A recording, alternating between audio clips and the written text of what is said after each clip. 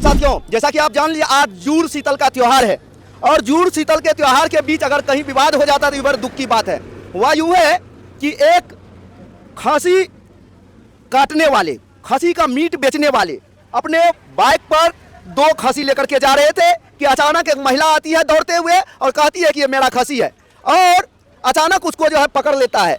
आइए हम घटनास्थल से रूबरू भी कराएंगे, उस खसी को भी दिखाएंगे जिस खसी को जो है लेकर के जा रहा था कि अचानक एक महिला जो है कहती है कि मेरा खसी है और अचानक उस पर वार भी हो जाता है। आइए उस व्यक्ति से सबसे पहले मिलाते हैं जिस व्यक्ति को चलते राह पकड़ लिया और उसको कहा कि ये खसी मेरा है, पहले खसी दो तब जाना। आइए, क्या नाम है? मोहम्मद अख्तर। घर कहाँ है? मेहदीपुर बाजार। महदीपुर। क्या घटना हुआ है आपके साथ?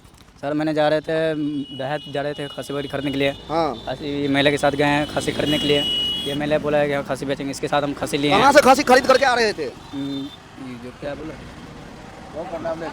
हाँ बेलागंज। बेलागंज से खसी खरीद करके आ रहे थे जी। और फिर गए थे कहाँ? जा रहे थे फिर अपने मोदीपुर बाजार। ये बेलागंज है और इधर जो है जीवजपुर पड़ता है। हाँ। तो कहाँ जीवजपुर भी गए थे खसी लेकर के? जिगजपुर गए खसी खरीदने के लिए। उसके बाद बगल में क्या को खसी था आपके साथ में? मेरे पास दो खसी था। तो दो खसी के अलावा और भी खसी था कोई आपके नहीं था। पास? नहीं था। नहीं। तो क्या हुआ, क्या दिक्कत हुआ रास्ते में? और उसको हमको पकड़ लिया था। हाँ। और उसको मेरे से खसी छीनने छाने लगा था। हाँ। बोला कि मेरा है मेरा। जब उसको सामने बोले कि चलिए कहाँ पे खसी कहाँ लिया। आपका खसी दिखाइए, कहाँ है अभी? कहाँ है खसी? कहाँ है अभी खसी संग में नहीं है, वही लेके चले दोनों गया। खसी लेके चले गया। दोनों खसियों लेकर के चल गया। मतलब क्या कहा, दो खसी मेरा चोरी हुआ है? वो बोला था मेरे एक खसी चोरी वाला था, तो दोनों लेके चल गया। मेरे दोनों लेके चले गए। आप समझ सकते हैं।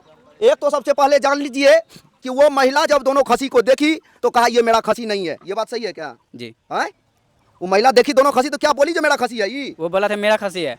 उसके बाद फिर बोला कि मेरा ये खसी नहीं है, आप बेच लिए कहीं पे। क्या कहा, जो आप लेकर के बेच लिए कहीं पे, इसीलिए हम आपका दोनों खसी लेके जा रहे हैं। हाँ।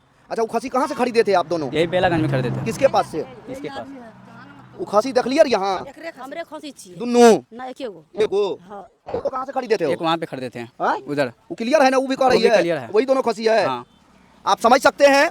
और हुआ ये कि इसको जो है भरी चौराहे पर पकड़ लेता है और पकड़ने के बाद जिसको कहता है कि ये मेरा खसी है और बाय जबरदस्ती जो खसी ये खरीद करके ले जा रहा होता है उस खसी को लेकर के चला जाता है। लेकिन इसी आपाधापी में जो है यहाँ के जो समिति साहब है, कहाँ है? देखिए समिति साहब भाग रहे हैं। कहाँ है समिति साहब? भाग गए क्या? देखिए यहाँ समिति साहब भी है और इसके सामने जो है ये घटना का वृतांत हुआ है। हम इनकी जुबानी जानेंगे कि आखिर आपके क्षेत्र में इस प्रकार का घटना कैसे हो जाता है। पिछले दिन आपने देखा कि राह चलते लोगों को सीधे सड़कलाम कर दिया गया आपके फॉरबिसगंज क्षेत्र में, और किसी क्षेत्र में अगर किसी के साथ ऐसा वृतांत होता है तो क्या सही हो रहा है? ये नहीं, ये तो गलत है क्योंकि यह जो है ना भाई खरीद करके ले जा रहा था। नागो मुखिया के परिवार से खसी खरीदा है क्योंकि वो भी बताया है जो हम ही से ये खसी लिया गया है।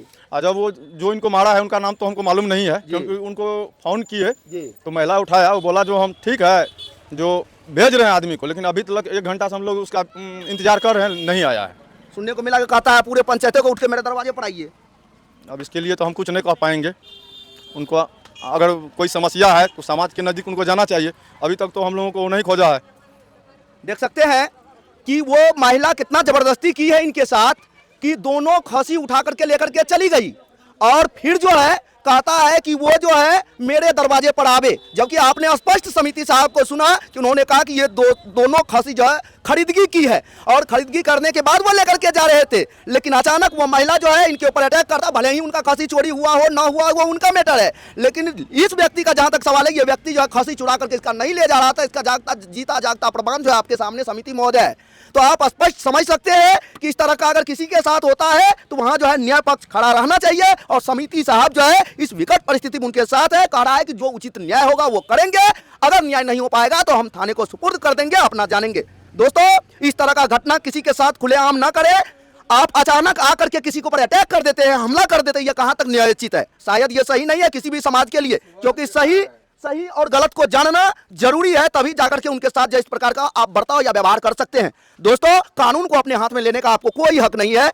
देखते रहे, बने रहे जनक्रांति भारत न्यूज के साथ। मिलते हैं पुनः नेक्स्ट एपिसोड में, तब तक के लेते हैं विदा। जय हिंद, जय भारत, वंदे मातरम।